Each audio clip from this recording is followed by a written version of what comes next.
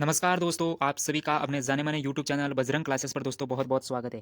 दोस्तों, रेट 2025 पात्रता के लिए दोस्तों शिक्षण वीडियो की क्लासें अपने चैनल पर शुरू कर दी गई है। इससे पहले दोस्तों एक क्लास आ चुकी है, यानी कि फर्स्ट क्लास आ चुकी है। उसमें हमने शिक्षण किसे कहते हैं, ठीक है, शिक्षण विधि किसे कहते हैं, साथ ही किंडरगार्टन विधि को पूरा बताया है और दोस्तों शिक्षण के प्रकार, ठीक है, शिक्षण की विशेषताएँ, ठीक है, सब कुछ है वो फर्स्ट क्लास में दोस्तों हमने बताया है, ठीक है। आज हम इस क्लास में देखेंगे खेल विधि, डाल्टन विधि, मांटेसर विधि, आगमन विधि, निगमन विधि, यानी कि 5 विधियों को बिल्कुल आसान भाषा में इस क्लास में हम देखेंगे। अगर आपने फर्स्ट क्लास को नहीं देखा है दोस्तों, तो लिंक आपको इस वीडियो के डिस्क्रिप्शन में मिल जाएगा। साथ ही टेलीग्राम चैनल को भी ज्वाइन कर लो, ये पीडीएफ आपको टेलीग्राम चैनल पर मिल जाएगी, ठीक है। और दोस्तों, आपने चैनल को सब्सक्राइब नहीं किया तो सब्सक्राइब जरूर कर लेना, ठीक है। बहुत मेहनत लगती है दोस्तों आपके लिए पीडीएफ बनाना और सभी मैटर को दोस्तों एक पीडीएफ में है वो करना, ठीक है, समाहित करना। तो दोस्तों बहुत ही मेहनत लगती है, लिखना पड़ता है। तो एक लाइक और एक सब्सक्राइब तो आप कर ही सकते हो, ठीक है। तो खेल विधि सबसे पहले प्रतिपादक, खेल विधि का प्रतिपादक हेनरी कोल्डवेल कुक को माना जाता है, ठीक है। हेनरी कोल्डवेल की जो पुस्तक है वो कौन सी है, प्ले वे, ठीक है। ये पुस्तक कई बार एग्जाम में दोस्तों पूछी जा चुकी है, ठीक है, तो इसको ध्यान में रखना है। यह भाषा व गणित के लिए उपयुक्त विधि कक्षा 5 तक के लिए, यह भाषा व गणित के लिए उपयुक्त विधि है दोस्तों, कौन सी, खेल विधि, और ये कक्षा 5 तक के लिए, ठीक है। तो दोस्तों सवाल किस तरह से बनेगा, भाषा व गणित के लिए उपयुक्त विधि कौन सी है, तो वो है खेल विधि, ठीक है। साथ ही दोस्तों हमने यहाँ पर नोट भी लगा दिया है क्योंकि ये वेरी वेरी इंपॉर्टेंट है, ठीक है, आपके लिए। खेल विधि गणित व भाषा सिखाने के लिए सर्वोत्तम विधि है, ठीक है। सर्वोत्तम विधि किसे माना जाता है, खेल विधि को माना जाता है गणित व भाषा सिखाने के लिए, ठीक है। तो ये आपको ध्यान में रखना है, ठीक है। आगे देखते हैं दोस्तों। सर्वप्रथम सर्वप्रथम फ्रॉबेल ने खेल के महत्व को स्वीकार किया और कहा कि बालक संपूर्ण ज्ञान खेल खेल में ग्रहण करता है। खेल विधि में किसी विशिष्ट उद्देश्य को लेकर खेल खिलाए जाते हैं जो बालक के सर्वांगीण विकास से संबंधित है। देखिए, सर्वप्रथम फ्रॉबेल ने, ठीक है, यानी कि किस तरह से प्रश्न बन सकता है, खेल के महत्व को सर्वप्रथम स्वीकार किसने किया, फ्रॉबेल ने किया, ठीक है। और उन्होंने कहा कि बालक संपूर्ण ज्ञान खेल खेल में ग्रहण करता है। खेल विधि में किसी विशिष्ट उद्देश्य को लेकर खेल खिलाए जाते हैं जो बालक के सर्वांगीण विकास से संबंधित होते हैं, ठीक है। विशिष्ट उद्देश्य कौन पहले से तय करता है, वो अध्यापक करता है, ठीक है। वो विशिष्ट उद्देश्य क्या था वो मैं आपको नीचे अभी बताऊंगा, ठीक है। बालक के सर्वांगीण विकास से संबंधित, जैसे दोस्तों सर्वांगीण विकास चहुमुखी विकास, जिसमें सामाजिक विकास आ जाएगा, आपका सांवेगिक विकास आ जाएगा, शारीरिक विकास आ जाएगा, साथ ही दोस्तों आपका मानसिक विकास भी आ जाएगा, ठीक है। तो ये बालकों के सर्वांगीण विकास से संबंधित है, ठीक है। सर्वांगीण विकास में दोस्तों आपको अभी मैंने बताया, शारीरिक विकास आ जाता है, मानसिक विकास आ जाता है, सामाजिक विकास आ जाता है, संवेगात्मक विकास आ जाता है, ठीक है। तो ये अपने सर्वांगीण विकास हो जाएगा। उसके बाद में जो विशिष्ट उद्देश्य जो कि अध्यापक के द्वारा पहले से तय कर दिए जाते हैं, यानी कि खेल किस लिए खिलाया जाएगा, यानी कि जोड़, बाकी गुणा आदि को सिखाने के लिए, ठीक है। ये क्या है, इनका एक विशिष्ट उद्देश्य है। विशिष्ट उद्देश्य यानी कि जोड़ सिखाना विशिष्ट उद्देश्य हो सकता है, बाकी सिखाना, गुणा सिखाना, ठीक है। इन सभी को सिखाने के लिए खेल खिलाए जाते हैं, ठीक है, विशिष्ट उद्देश्य को प्राप्त करने के लिए। अब दोस्तों हम देखते हैं यहाँ पर खेल विधि के गुण, ठीक है, गुण यानी कि मनोवैज्ञानिक विधि है, ठीक है। खेल विधि एक मनोवैज्ञानिक विधि है, इसका ये गुण है। अब मनोवैज्ञानिक विधि क्यों है, आपने कई बार दोस्तों सुना होगा कि मनोवैज्ञानिक विधि, मनोवैज्ञानिक विधि, मनोवैज्ञानिक विधि, यानी कि शब्द को कई बार सुन लिया होगा, लेकिन ये क्यों है इसके पीछे आपने नहीं जाना होगा। तो ठीक है, मैं आपको बता देता हूँ। मनोवैज्ञानिक विधि वह होती है जो बालक के व्यवहार में परिवर्तन कर दे, यानी कि व्यक्ति के व्यवहार में परिवर्तन कर दे, तो वो मनोवैज्ञानिक विधि हो जाएगी। अधिगम इससे क्या है कि स्थायी हो जाता है, लंबे समय तक हो जाता है, ठीक है दोस्तों। अधिगम स्थायी हो जाता है, सीखना बिल्कुल अस्थायी रूप से हो जाता है, ठीक है। गतिविधि आधारित होती है, ठीक है। ये विधि कौन सी है, खेल विधि है दोस्तों, ये भी एक गतिविधि आधारित है। तो यहाँ पर मनोवैज्ञानिक विधि वही होती है जिसमें गतिविधि होती है, अधिगम स्थायी होता है और व्यवहार में परिवर्तन होता है, ठीक है। तो मनोवैज्ञानिक विधि ये खेल विधि का सबसे पहला गुण हो गया, ठीक है। अब दूसरा गुण देखते हैं दोस्तों। खेल बच्चे की स्वाभाविक रुचि है, स्वाभाविक रुचि जिसमें दोस्तों क्या होता है, खेल, कहानी, भ्रमण, ये 3 शब्द है दोस्तों, ठीक है। 3 चीज़ ऐसी है दोस्तों जो एक बच्चे के लिए, ठीक है, बच्चे के लिए स्वाभाविक रुचि होती है, ठीक है। आप बच्चे को कोई भी खेल खिलाओ दोस्तों, वो बिना किसी थकान के, बिना किसी आलस के दोस्तों खेल खेलने लग जाएगा और मजे के साथ में खेलेगा, रुचि के साथ में खेलेगा, ठीक है। कहानी, बच्चे को आप कोई भी कहानी सुनाओ दोस्तों, पूरी कहानी सुनेगा, कान लगा के सुनेगा, बिल्कुल, ठीक है। और भ्रमण, बच्चे को घूमने के लिए बोल दो दोस्तों, बिल्कुल घूमना चला जाएगा, ठीक है, बिल्कुल यहाँ पर घूमने के लिए, तो वो बिल्कुल उसकी ये स्वाभाविक रुचि हो जाएगी, ठीक है। तो यानी कि ये तीनों, खेल, कहानी, भ्रमण, खेल बच्चे की ये क्या है, एक स्वाभाविक रुचि है, ठीक है। इनमें वो बिल्कुल भी थकान महसूस नहीं करता है, बिल्कुल खेल भी आसानी से खेल लेता है, कहानी भी सुन लेता है, घूमने के लिए बोलो तो घूम भी लेता है, ठीक है। अब तीसरा जो गुण है खेल विधि का वो है सर्वांगीण विकास, यानी कि खेल विधि के माध्यम से सर्वांगीण विकास होता है, शारीरिक विकास होता है, मानसिक विकास होता है, सामाजिक विकास होता है, संवेगात्मक विकास होता है, यानी कि ये चारों विकास होते ही, कह सकते हो आप चौमुखी विकास, ठीक है। मानसिक संक्रियाओं का विकास भी होता है, मानसिक संक्रिया जैसे सोचना, समझना, पहचानना, विचारना, जानना, चिंतन करना, ये सब क्या है, मानसिक संक्रियाओं का विकास है। यानी कि खेल विधि से दोस्तों मानसिक विकास, यानी कि मानसिक संक्रियाओं का विकास होता है, सोचना, समझना, पहचानना, विचारना, जानना, चिंतन करना, ठीक है। आगे देखते हैं दोस्तों। पांचवी पांचवा जो गुण है दोस्तों खेल विधि का है वो है रुचिकर, यानी कि बच्चा, ठीक है, बालक खेल को बिल्कुल रुचि के साथ में खेलता है, खेल को बिल्कुल रुचि के साथ में दोस्तों खेलता है, मजे ले लेकर दोस्तों उस खेल को खेलता है। ठीक है, स्वतंत्रता, उसमें दोस्तों कोई बंधन नहीं होता है। विद्यार्थी बालक बिल्कुल स्वतंत्र रूप से खेल को खेलता है। क्रियाशील, विद्यार्थी हमेशा क्रियाशील रहता है। ठीक है, खेल विधि में विद्यार्थी हमेशा क्रियाशील रहता है, ये इसका गुण है। ठीक है, अधिकम दोस्तों अस्थायी हो जाता है। खेल विधि के माध्यम से ये सबसे बड़ा गुण है दोस्तों, यानी कि जो भी बालक सीखता है वो बिल्कुल अस्थायी हो जाता है। ठीक है, परमानेंटली हो जाता है बिल्कुल यहाँ पर दोस्तों अधिकम। ठीक है, जो कुछ भी सीखता है विद्यार्थी यहाँ पर अस्थायी हो जाता है। आनंद की प्राप्ति, बहुत ही आनंद लेता है दोस्तों खेल विधि में। ठीक है, तो ये सभी 9 है दोस्तों, 9 है ये खेल विधि के गुण है। और अब हम देखेंगे दोष। ठीक है, खेल विधि के दोष कौन कौन से है। तो पाठ्यक्रम पूर्ण नहीं होगा, ये दोष है। ठीक है, दोष क्या है, पाठ्यक्रम पूर्ण नहीं हो पाएगा, समय बहुत अधिक लग जाएगा। ठीक है, समय अधिक लगेगा, पाठ्यक्रम पूर्ण नहीं हो पाएगा, व्यवहार में कठिनाई आएगी। कैसे आएगी दोस्तों, जैसे हर बच्चा समान नहीं होता है, कोई बच्चा किसी बच्चे को कोनी भी मार सकता है। ठीक है, हाथ पैर भी मार सकता है। तो इसमें क्या है कि इस विधि में क्या है कि व्यवहार में कठिनाई आती है। ठीक है, तो ये दोष है। प्रशिक्षित अध्यापकों की कमी, प्रशिक्षित अध्यापकों की कमी, ऐसा नहीं है कि अध्यापक नहीं मिलते, अध्यापक मिल जाएंगे, लेकिन प्रशिक्षित जो बहुत ही अच्छे तरीके से जो पढ़ा सकते हैं वो अध्यापकों की कमी हो जाएगी। ठीक है, मनोवैज्ञानिक विलक्षणता, व्यक्तिगत जो भिन्नता आपने देखा होगा कि हर बच्चा अलग अलग होता है, तो उसमें मनोवैज्ञानिक जो विलक्षणता है वो होता है। ठीक है, तो ये दोष हो जाएगा। ठीक है, तो आज हमने देख लिया पाठ्यक्रम पूर्ण नहीं होगा, समय अधिक से लगता है, व्यवहार में कठिनाई, प्रशिक्षित अध्यापकों की कमी, मनोवैज्ञानिक विलक्षणता। ठीक है, अगर आप नोट करना चाहो तो इसको आप कर सकते हो। ठीक है, ये बिल्कुल एक्यूरेट आपके लिए बहुत ही अच्छी क्लास होने वाली है। अब तीसरी जो विधि है वो है मॉन्टेसरी विधि। फर्स्ट क्लास में हमने किंडरगार्टन विधि को देख लिया। ठीक है, सेकंड क्लास में दोस्तों अभी हमने खेल विधि को देख लिया, और अब दोस्तों हम देख रहे हैं मॉन्टेसरी विधि। ठीक है, अगर आपने टेलीग्राम चैनल को ज्वाइन नहीं किया है तो लिंक आपको इस वीडियो के डिस्क्रिप्शन में मिल जाएगा। ठीक है, वहाँ पर आपको ये सभी पीडीएफ मिल जाएगी, और इससे अलग भी पीडीएफ दोस्तों आपको मिलेगी, जैसे संज्ञा है, सर्वनाम है, पूरी हिंदी व्याकरण दोस्तों हमने करवा रखी है। ठीक है, रचना प्रबोध जो 9वीं से 12वीं तक चलती है। ठीक है, तो संज्ञा, सर्वनाम, विशेषण, क्रिया सब कुछ आपको पीडीएफ टेलीग्राम चैनल पर मिल जाएगी। अगर आप जानना चाहते हो कि पीडीएफ कहाँ पर मिलेगी तो दोस्तों आपको टेलीग्राम चैनल ज्वाइन करना पड़ेगा। ठीक है, मॉन्टेसरी विधि, प्रतिपादक मैडम मारिया मॉन्टेसरी है। यह विधि भाषा शिक्षण पर आधारित विधि है। ठीक है, वेरी वेरी इंपॉर्टेंट प्रश्न बनेगा। ठीक है, भाषा शिक्षण पर आधारित विधि कौन सी है, तो मॉन्टेसरी विधि है, ये आपको ध्यान में रखना है। यह विधि ज्ञानेंद्रियों से शिक्षण, ठीक है, कर्मेंद्रियों से, यानी कि यह विधि कहती है कि बालक को सर्वप्रथम लिखना सिखाया जाना चाहिए।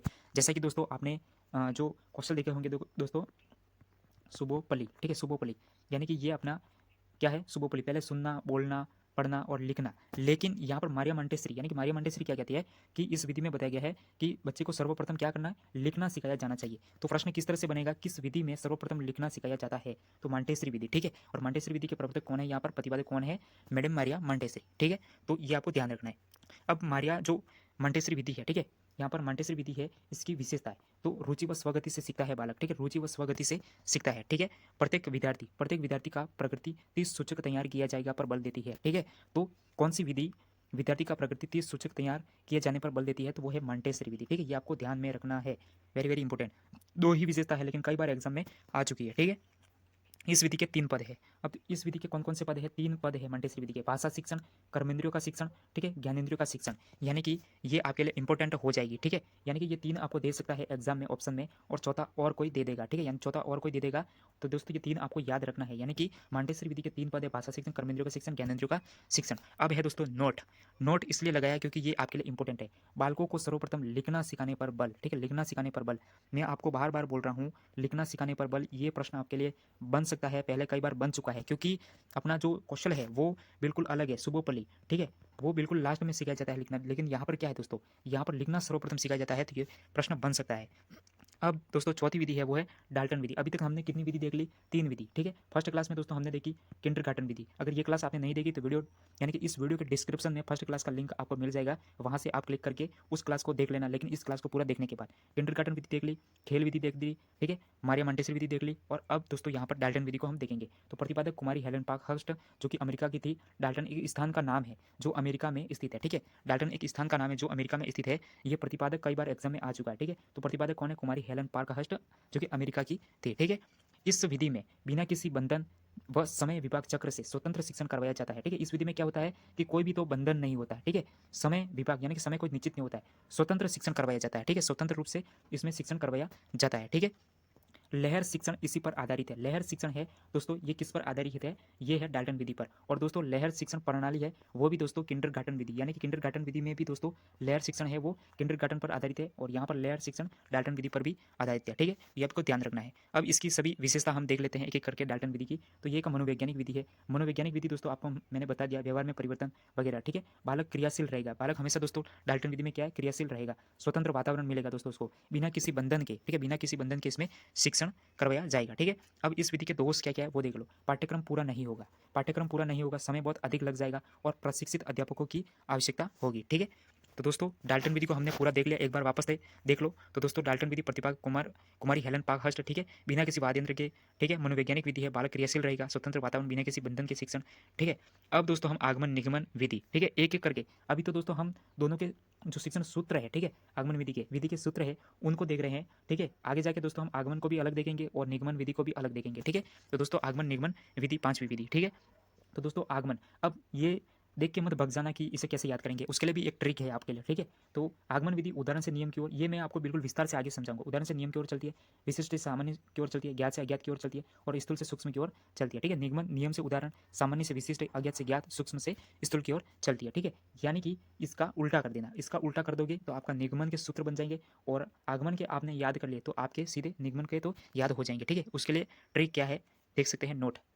ठीक है, नोट उस विज्ञा, अगर ये याद रख सकते हो तो ठीक, नहीं तो फिर ये याद रख लो। ठीक है, यहाँ पर दोस्तों शब्द शुद्धि मत करने बैठ जाना। ठीक है, यहाँ पर दोस्तों हमने केवल आपको याद करने की ट्रिक रखी है। ठीक है, यहाँ पर उस विज्ञा इस तरह से याद करो या फिर इस तरह से याद करो। ठीक है, उ से उदाहरण से नियम की ओर। ठीक है, आधा स से दोस्तों यहाँ पर स्थूल से सूक्ष्म की ओर, वी से विशिष्ट से सामान्य की ओर, ज्ञात से अज्ञात की ओर। ठीक है, अगर इतना आपने याद कर लिया या फिर ये याद कर लिया, दोनों एक ही है दोस्तों, लेकिन इसमें जो मात्रा है वो हमने इधर लगाई है और इसमें मात्रा इधर है। ठीक है, तो इसको याद कर लिया, इसका मतलब आगमन का दोस्तों सूत्र है वो उल्टा होता है निगमन का। ठीक है, आगमन का उल्टा निगमन सूत्र हो जाएगा। ठीक है, तो आपको आगमन के याद कर लेने हैं, निगमन के वैसे ही दोस्तों हो जाएंगे। ठीक है, इसका उल्टा कर देना है, नियम से उदाहरण, सामान्य से विशिष्ट, अज्ञात से ज्ञात, सूक्ष्म से यहाँ पर स्थूल। ठीक है, तो ये निगमन के हो जाएंगे। ठीक है, और आगमन की याद करने के लिए आपको ट्रिक याद करनी है। ठीक है, आगमन विधि के प्रवर्तक अरस्तु। ठीक है, और ये एक अमनोवैज्ञानिक विधि है, नी यानी कि नहीं। ठीक है, नी से याद रखना है, नहीं, और ये एक अमनोवैज्ञानिक विधि, ये मनोवैज्ञानिक विधि है। ठीक है, आगे मैं आपको बताता हूँ। ठीक है,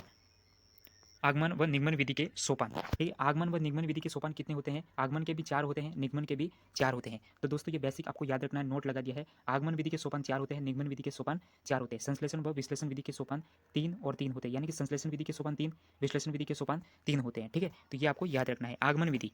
ठीक है, अगर ये पीडीएफ आप प्राप्त करना चाहते हैं तो टेलीग्राम चैनल से जुड़ जाना, लिंक आपको इस वीडियो के डिस्क्रिप्शन में मिल जाएगा। ठीक है, आगमन विधि उदाहरण से नियम की ओर, विशिष्ट से सामान्य की ओर, ज्ञात से अज्ञात की ओर, स्थूल से सूक्ष्म की ओर, और एक याद कर देना मूर्त से अमूर्त की ओर। ठीक है, ये भी इसी का है। ठीक है, और अमूर्त से अमूर्त और अमूर्त से मूर्त की ओर वो निगमन विधि का हो जाएगा। ठीक है, नोट, प्रत्यक्ष से प्रमाण की ओर जाते हुए यह विधि नियम निर्धारण करती है। वेरी वेरी इंपॉर्टेंट दोस्तों, वैसे हमने रेड पेन से यहाँ पर दोस्तों क्या किया है, यहाँ पर अंडरलाइन किया है, क्योंकि ये आपके लिए इंपॉर्टेंट है। यानी कि कौन सी विधि प्रत्यक्ष से प्रमाण की ओर जाते हुए नियम का निर्धारण करती है, तो आगमन विधि करती है। ठीक है, इसका हमने प्रश्न भी यहाँ पर दोस्तों टाइप कर लिया है। निम्न में से कौन सी विधि नियम बनाने में महत्वपूर्ण सहायता करती है? निम्न में से कौन सी विधि नियम बनाने में महत्वपूर्ण सहायता करती है? ऑप्शन 4 है, निगमन विधि, आगमन विधि, प्रोजेक्ट विधि या किंडरगार्टन विधि। तो ये हो जाएगा आगमन विधि। ठीक है, ऑप्शन बी यहाँ पर सही हो जाएगा, आगमन विधि।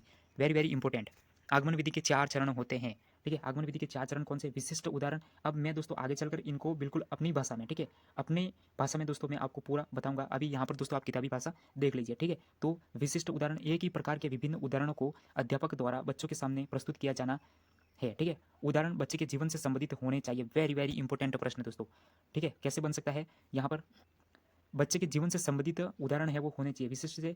विशिष्ट उदाहरण यानी एक ही प्रकार के विभिन्न उदाहरणों को अध्यापक द्वारा बच्चों के सामने प्रस्तुत किया जाता है। दोस्तों ये आगमन विधि का पहला चरण है। ठीक है, विशिष्ट उदाहरण। ठीक है, आगे चलकर मैं आपको सब कुछ अच्छे से समझाने वाला हूँ। ठीक है, क्लास को बिल्कुल भी स्किप मत करना। निरीक्षण, उदाहरणों का अवलोकन कर उसमें समानताएं व विभिन्नताएं खुद चाटते हैं, अध्यापक उनका मार्गदर्शन करता है। ठीक है, निरीक्षण में ये जो दूसरा चरण है इसमें होता है। ठीक है, नियमीकरण। नियमीकरण दोस्तों, अवलोकन कर विद्यार्थी ऐसा नियम बनाते हैं जो सभी स्थितियों में मान्य हो। ठीक है, ये नियमीकरण तीसरा चरण हो जाएगा। और परीक्षण दोस्तों, यहाँ पर सत्यापित नियमों का विभिन्न उदाहरणों पर प्रयोग किया जाता है, ये परीक्षण हो जाएगा। ठीक है, जांच हो जाएगी। ठीक है, तो अब दोस्तों मैं आपको जो बेसिक यानी कि उदाहरण से यहाँ पर समझाने वाला हूँ, वो आप समझिए। आगमन विधि है, ठीक है। आगमन विधि के ये सभी सोपान है, वापस वहीं 4 ऊपर वाले जो अभी मैंने बताए वही है, ठीक है। अध्यापक द्वारा उदाहरण प्रस्तुत किया जाता है। विशिष्ट उदाहरण किसके द्वारा प्रस्तुत किया जाता है दोस्तों? उदाहरण अध्यापक के द्वारा, ठीक है। प्रश्न बन सकता है आगमन विधि में उदाहरण किसके द्वारा प्रस्तुत किया जाता है, तो ये अध्यापक के द्वारा, ठीक है, प्रस्तुत। एक पेन 10 रुपये में खरीदा, वह उस पेन को 20 रुपये में बेच दिया, फायदा कितना हुआ? ये क्या है? उदाहरण प्रस्तुत किया अध्यापक ने बच्चे के सामने, ठीक है। अब बच्चा क्या करेगा? निरीक्षण करेगा। कैसे करेगा वो आप देखिए। बालक द्वारा निरीक्षण किया जाएगा, वह अध्यापक उसका मार्गदर्शन करेगा। एक बालक या समूह में बालकों द्वारा समान उदाहरणों का निरीक्षण किया जाएगा, ठीक है। बालक क्या करेगा? अपने जो साथी है, मित्र है, उनके साथ में समूह में, ठीक है, उस पर विचार विमर्श करेगा, ठीक है। ये आए तो आए कैसे, ठीक है, 10 रुपये का फायदा वगैरह, इस पर क्या करेगा? वो दिमाग लगाएगा, ठीक है। तो बालक या समूह में बालकों द्वारा समान उदाहरणों का निरीक्षण किया जाएगा। जैसे समान समान उदाहरण, एक मिनट बाद दोस्तों, हाँ, ये समान उदाहरण जैसे 10 रुपये में पेन खरीदा और बेचा 20 रुपये में, 20 रुपये में पेन खरीदा और बेचा 30 रुपये में, 30 रुपये में पेन खरीदा और 40 रुपये में बेचा। यानी कि सभी समान उदाहरणों में कितने का फायदा हो रहा है? 10 रुपये का फायदा हो रहा है। ये बच्चे ने पता कर लिया, यानी कि निरीक्षण के द्वारा ये पता कर लिया कि जब भी यहाँ पर मैं वो कर रहा हूँ तो यहाँ पर 10 रुपये का ही फायदा हो रहा है, ठीक है। तो यहाँ पर क्या किया? अब बालक द्वारा निरीक्षण करने के बाद पता चला कि पेन कम रुपये में खरीदा व बेचा ज़्यादा रुपये में है और सभी में 10 रुपये का फायदा हो रहा है, ठीक है। तो दोस्तों यहाँ पर अब क्या करेगा बालक? नियमीकरण, यानी कि बालक द्वारा नियम बनाया गया, उसने बेचे हुए मूल्य में खरीदे हुए, यानी कि यहाँ पर में हो जाएगा, ठीक है। बेचे हुए मूल्य में खरीदे मूल्य को घटा दिया, ठीक है। बेचे हुए मूल्य में खरीदे मूल्य को यहाँ पर घटा दिया, यानी कि बेचा बेचा कितना? 20 रुपये में, खरीदा कितना? 10 रुपये में, ठीक है। यहाँ पर 10 रुपये में बेचा, 20 रुपये में खरीदा, 10 रुपये में, तो फायदा कितना हुआ? 10 रुपये का। यानी कि यहाँ पर उसने ये नियम बना दिया, ठीक है, बेचना माइनस खरीदना, ये खुद का नियम बना दिया बालक ने, ठीक है। उसके बाद में इस नियम को सत्यापन करना, ठीक है। परीक्षण, यानी कि परीक्षण सत्यापन एक ही है, ठीक है। बालक द्वारा बनाए गए नियम का सत्यापन या परीक्षण किया गया, जैसे लाभ बराबर विक्रय मूल्य माइनस क्रय मूल्य, ठीक है। इससे नियम की तुलना की गई, यानी कि सत्यापन किया गया, ठीक है, इससे।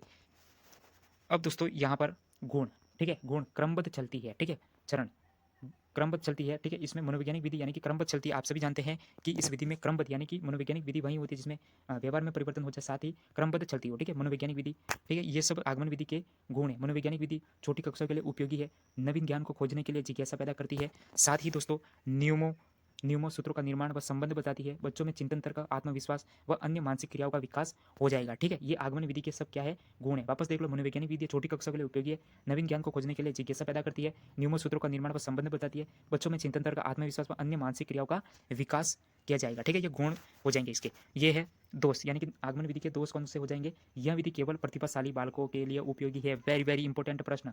दोष क्या हो जाएगा आगमन विधि का? यह विधि केवल प्रतिभाशाली बालकों के लिए उपयोगी हो जाएगी, ठीक है। अब निगमन विधि अपनी स्टार्ट हो रही है, नियम से उदाहरण की ओर चलती है। मैंने आपको पहले ही बताया हुआ है, आपको क्या करना है आगमन विधि के लिए? उस विज्ञा यहाँ पर ट्रिक को याद कर लेना है और इसी का उल्टा हमें कर लेना है, वो निगमन विधि हो जाएगी। जैसे उदाहरण से नियम, तो यहाँ पर हो जाएगा नियम, ठीक है। आपको इस एक शब्द को याद कर लेना, नियम से उदाहरण की ओर, सामान्य से विशिष्ट की ओर, अज्ञात से ज्ञात की ओर, सूक्ष्म से स्थूल की ओर। अगर स्थूल से सूक्ष्म, ज्ञात से अज्ञात, विशिष्ट से सामान्य और उदाहरण से नियम की ओर हो तो वो हो जाएगी अपनी आगमन विधि, ठीक है।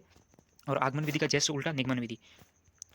नोट, प्रमाण की सहायता से प्रत्यक्ष का सत्यापन करती है। कौन सी विधि प्रमाण की सहायता से प्रत्यक्ष का सत्यापन करती है? तो वो हो जाएगी निगमन विधि, ठीक है। ये आपको ध्यान में रखना है। और प्रमाण से, यानी कि प्रत्यक्ष से प्रमाण की ओर जाते हुए नियमों का निर्धारण कौन करती है? तो वो करती है दोस्तों आगमन विधि, ठीक है। इसके 4 चरण होते हैं। अब निगमन विधि के भी 4 चरण होते हैं। नियम या सिद्धांत का ज्ञान, सिद्धांत का उदाहरण में प्रयोग करना, आंकड़ों के आधार पर नियम परीक्षण और सत्यापन करना, ठीक है। ये 4 चरण होते हैं दोस्तों। मैंने आपको पहले भी नोट करके करवाया था कि यहाँ पर आगमन व निगमन दोनों के अलग अलग, यानी कि 4 सोपान होते हैं और संश्लेषण और विश्लेषण के 3 सोपान होते हैं, ठीक है। तो यहाँ पर नियम या सिद्धांत का ज्ञान, सिद्धांत का उदाहरण में प्रयोग, आंकड़ों के आधार पर नियम परीक्षण और सत्यापन, ये कितने 4 चरण है, ये अपने निगमन विधि के हो जाएंगे, ठीक है। उसके बाद में दोस्तों यहाँ पर हम गुण देखेंगे। तो गुण हो जाएगा दोस्तों, यहाँ पर सूत्र खोजना नहीं पड़ता है। वेरी वेरी इंपॉर्टेंट प्रश्न है, यहीं से तो प्रश्न बन जाता है। यानी कि सूत्र खोजना नहीं पड़ता, किस विधि में सूत्र खोजना नहीं पड़ता? निगमन विधि में, ठीक है।